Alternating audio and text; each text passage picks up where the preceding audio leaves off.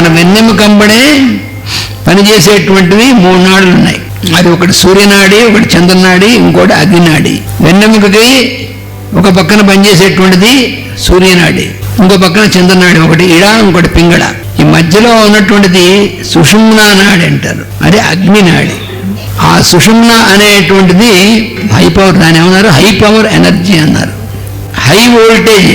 ఏమిటండి పిచ్చి కోతలు! మన శరీరంలో అంత హై వోల్టేజ్ ఉంటే మన శరీరం ఉంటుందా? అన్సైంటిఫిక్ ఊగే ఎవడో చెప్పినటువంటిది అనుకుంటాం మనం. మన శరీరంలో క్యాప్సూల్లా పెట్టబడి ఉంది. అందుకనే దాన్ని నువ్వు మెడిల్ చేయొద్దని చెప్పారు మాస్టర్ గారు. దాన్ని అక్కల్ట్ ఎనాటమీ అనేటువంటి క్లాసులో బాగా వివరంగా ఇచ్చారు. ఆ సుషుమ్నా నాడి మధ్యలో ఉంటుంది. నాన్ సెన్స్ ఎనాటమీ థియేటర్లో తీసుకెళ్ళి ఎక్కడరా చూపించు, నేను డిసెక్షన్ చేసి ఎక్కడ ఈ నాళ్ళు ఉన్నాయి, ఎవడరా చెప్పింది నీకు అంటాడు.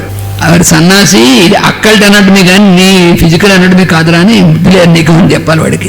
ఫిజికల్ పెయిన్లో మాత్రమేగా వాడు అంత ఎనాటమీ చూసినా ఏం చూసినా ఎంతవరకు చెప్పగలడు అంతవరకే.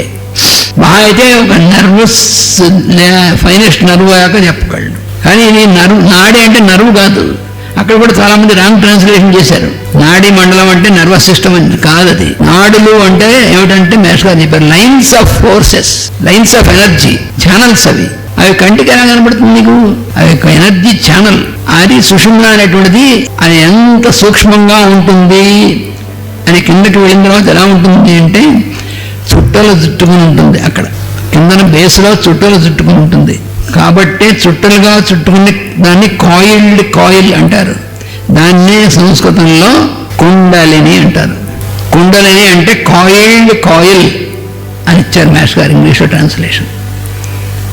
చుట్టలుగా చుట్టుకున్నటువంటిది అదేమిటది? కుండలిని అనేటువంటిది సర్పం అండి, బుస్సులేదు గిస్సులేదు. అదేమిటంటే ఎక్కడ చెప్పారు? మహాశక్తి కుండలిని బిసతంతు తనీయసి. లలిత సహస్రనామం చెప్పినటువంటిది అది. కుండలిని అంటే ఏమిటంటే చెప్పారు అక్కడ మహాశక్తి, హై పవర్ ఎనర్జీ. తామర బిసతంతు అంటే తామర కాడలో ఉండేటువంటి దారాలు ఉంటాయి, చాలా ఫైనెస్ట్ దారాలు ఉంటాయి. అవి ఎన్నో లెక్కపెట్టలేము మనం. అవి ఎంత సూక్ష్మంగా ఉంటాయో అంత బిసతంతు వాటిలాగా అంత తనీయసి, అంత సూక్ష్మంగా ఉంటుంది అక్కడ. కానీ హై పవర్ ఎనర్జీ. అది అమ్మవారు మూలాధారంలో ఉన్నటువంటిది.